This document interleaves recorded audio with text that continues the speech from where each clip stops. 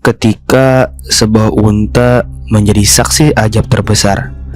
Assalamualaikum warahmatullahi wabarakatuh. Sahabat, satu pesan. Bayangkan seekor unta raksasa muncul dari celah batu di tengah padang pasir yang tandus. Sebuah mukjizat yang begitu luar biasa muncul di hadapan mata sebuah kaum yang berlimpah kekayaan. Namun tahukah Anda, mukjizat itu bukanlah hadiah, melainkan ujian terberat yang justru menjadi penentu kehancuran mereka. Ini adalah kisah tentang seorang nabi yang hatinya lembut, berdakwah dengan penuh kesabaran, namun berhadapan dengan kaum yang hatinya sekeras batu. Sebuah kisah tentang Nabi Saleh alaihissalam dan kaum Samud. Nabi Saleh diutus oleh Allah Subhanahu wa Ta'ala kepada kaum Samud, sebuah bangsa yang hidup setelah kaum Ad. Mereka mendiami sebuah kawasan yang kini dikenal sebagai Madain Saleh di bagian utara Hijazah, sebuah wilayah yang penuh dengan gunung-gunung batu. Kaum Samud terkenal sebagai arsitek dan seniman ulung. Dengan kekuatan fisik yang luar biasa, mereka tidak membangun rumah dari tumpukan batu bata, melainkan memahatnya langsung dari bukit dan tebing-tebing kokoh. Rumah-rumah mewah dengan ukiran indah memenuhi perbukitan, menunjukkan kemakmuran dan kecanggihan peradaban mereka. Istana-istana mereka menjulang, dan kebun-kebun mereka subur, mengalirkan air dan mata air yang mereka temukan. Mereka adalah bangsa yang kuat, makmur, dan penuh dengan kemegahan. Namun di balik kemegahan itu tersimpan hati yang kotor dan jiwa yang sombong. Mereka tidak bersyukur atas nikmat yang melimpah, malah menyekutukan Allah. Mereka menyembah berhala, memuja patung-patung yang mereka ukir dengan tangan sendiri, seperti Wat, Suwa, dan Yaghut. Hidup dalam gelimang dosa. Mereka lalai dari ajaran tauhid. Kesombongan mereka begitu besar, membanggakan kekayaan dan kekuatan fisik mereka, seolah semua itu adalah hasil usaha mereka semata, tanpa campur tangan Tuhan. Nabi Saleh adalah sosok yang sangat dihormati di antara mereka. Ia lahir dan besar di tengah-tengah kaum Samud itu sendiri. Dari kabilah terpandang, sejak kecil ia dikenal cerdas, berbudi luhur, dan memiliki perilaku yang baik, sehingga kaumnya menaruh harapan besar padanya untuk menjadi pemimpin. Namun ketika Allah memilihnya sebagai utusan, Nabi Saleh mulai menyeru kaumnya untuk kembali kepada jalan yang lurus. Ia mengajak mereka untuk hanya menyembah Allah, Tuhan yang Maha Esa, dan meninggalkan berhala-berhala yang tidak dapat memberi manfaat atau bahaya. Seruan yang tulus itu justru disambut dengan penolakan dan ejekan. Kaum Samud yang merasa agung mulai berkata dengan sinis, "Wahai Saleh," ejek mereka, "bukankah dulu kami menaruh harapan besar padamu untuk menjadi pemimpin kami? Sekarang kamu datang dan melarang kami menyembah apa yang telah disembah oleh nenek moyang kami." Mereka menolak ajarannya, menganggapnya gila, dan menuduhnya hanya ingin mencari kekuasaan. Mereka menuntut bukti nyata. "Jika kamu memang utusan Tuhan," kata para pembesar dengan nada mengejek, "maka datangkanlah mukjizat yang tidak pernah terpikirkan oleh akal kami." Tantangan itu pun dijawab oleh Allah. Nabi Saleh berdiri di hadapan kaumnya yang berkumpul. Wajahnya mengadah ke langit, memohon pertolongan. Doa yang tulus itu pun dijawab. Tiba-tiba bumi di bawah kaki mereka mulai bergetar. Retakan besar muncul di sebuah tebing batu yang kokoh di hadapan mata mereka semua. Suara gemuruh menggema, dan dari celah batu itu muncullah seekor unta betina yang sangat besar. Unta itu memiliki postur yang gagah, warna bulu yang indah, dan mata yang bersinar. Unta itu bukan sembarang unta. Ia adalah unta Allah, lahir dari batu sebagai mukjizat yang nyata. Kehadirannya seketika membuat kaum Samud terdiam. Mata mereka membelalak, tidak percaya. Nabi Saleh berkata, "Ini adalah unta dari Allah. Biarkan dia makan di bumi Allah, dan jangan kamu ganggu atau kamu akan ditimpa azab yang pedih." Allah juga menetapkan aturan air bagi mereka. unta itu mendapat giliran minum dari sumur pada hari yang ditentukan, dan kaum Samud mendapat giliran air di hari berikutnya. Awalnya kaum Samud yang menyaksikan mukjizat itu merasa takjub. Sebagian kecil dari mereka mulai beriman, namun sebagian besar masih tetap ingkar. Lama-kelamaan rasa takjub itu pudar, digantikan oleh kebencian. Unta itu menjadi pengganggu bagi mereka. Ia menjadi simbol kebenaran Nabi Saleh yang mereka tolak mentah-mentah. Hati yang keras itu pun kembali bersekongkol. Para pembesar kaum Samud dipimpin oleh seorang yang sangat bengis bernama Qudar bin Salib merencanakan kejahatan keji. 9 orang dari mereka bersumpah untuk menghabisi unta mukjizat itu. Dengan hati yang dipenuhi kebencian, mereka menunggu unta itu. Saat unta itu lengah, mereka menyerangnya. Qudar bin Salib dengan brutal menebas kakinya, menjatuhkannya, sementara yang lain menusuk perutnya. Unta itu jatuh perlahan sambil mengeluarkan suara pilu yang menggema di bukit-bukit.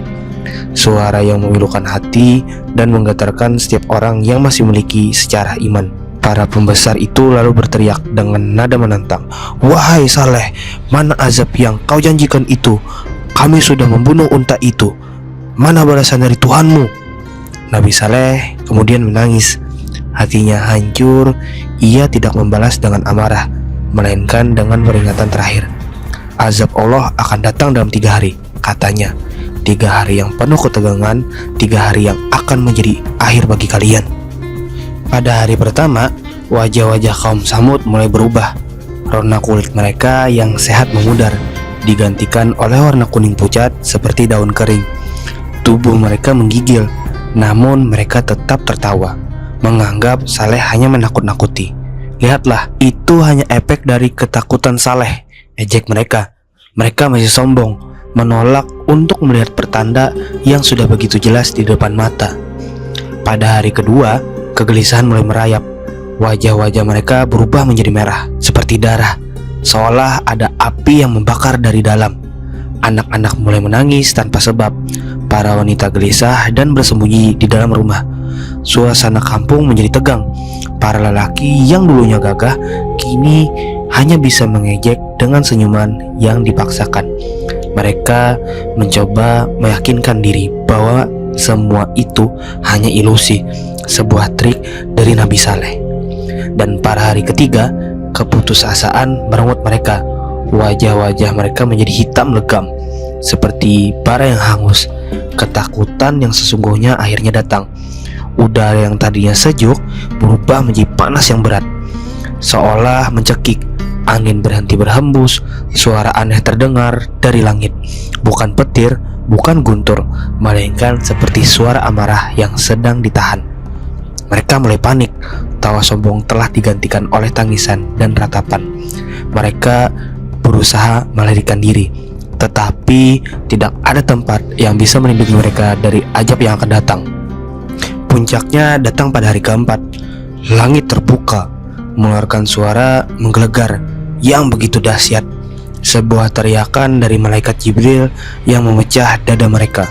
Suara itu bukan hanya didengar oleh telinga, tetapi merasuk ke dalam tubuh, menghancurkan tulang-tulang mereka, diremukkan organ-organ dalam. Mereka yang dulunya gagah perkasa tergeletak tak berdaya.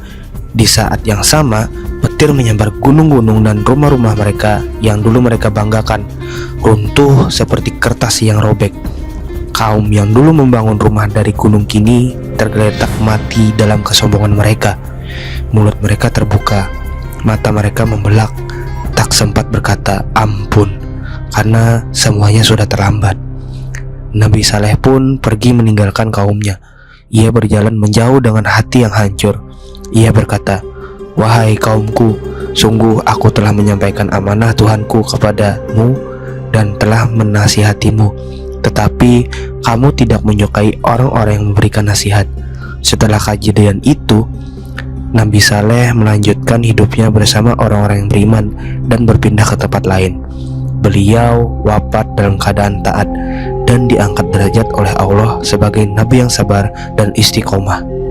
Ada begitu banyak pelajaran berharga dari kisah ini yang relevan hingga hari ini. Yang pertama, keteguhan hati di atas segalanya.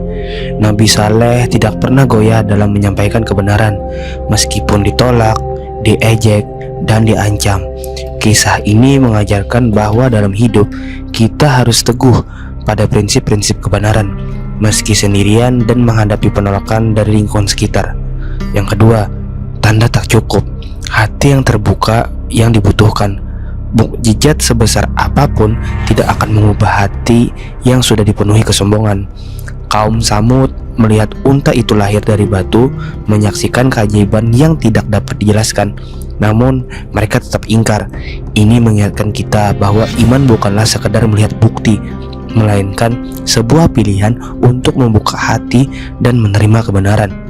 Yang ketiga, kesombongan, awal dari kehancuran sejati.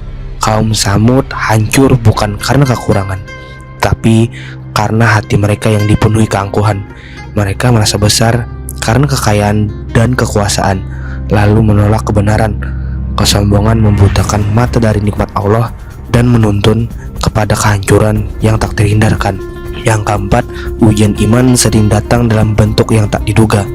Seekor unta yang sepele bisa menjadi ujian besar yang menyikap keimanan seseorang. Terkadang ujian Allah datang dalam bentuk yang sederhana, bukan dalam bentuk musibah besar. Cara kita merespon hal-hal kecil itulah yang menentukan seberapa kuat iman kita. Yang kelima, nasihat adalah kasih sayang yang kadang terabaikan. Nabi Saleh memberikan nasihat karena cintanya kepada kaumnya. Jangan menolak nasihat yang datang dari orang lain, karena bisa jadi itulah jalan satu-satunya menuju keselamatan kita. Hati yang terbuka untuk menerima nasihat adalah tanda kerendahan hati. Yang keenam, setiap detik adalah kesempatan untuk bertobat. Mereka diberi 3 hari, tetapi tidak bertaubat. Allah memberi mereka waktu untuk menyadari kesalahan dan kembali ke jalan yang benar. Namun mereka memilih untuk menunda. Kisah ini adalah pengingat nyata bagi kita semua bahwa kita pun diberi waktu. Akankah kita menyadarinya sebelum ajal menjemput? Sahabat Satu Pesan, kisah ini bukan hanya cerita masa lalu. Ini adalah peringatan nyata. Apakah kita sedang menjadi seperti kaum Samud yang menolak peringatan, atau seperti Nabi Saleh yang teguh di jalan kebenaran? Kita punya kesempatan untuk berubah hari ini juga. Terima kasih telah menonton video ini sampai habis. Jangan lupa untuk klik tombol like jika kalian menyukai video ini. Tinggalkan komentar dengan saran konten tentang apa lagi yang ingin kalian dengar. Subscribe channel ini agar kalian tidak ketinggalan setiap kali kami mengunggah konten menarik lainnya. Sampai ketemu di kisah-kisah selanjutnya.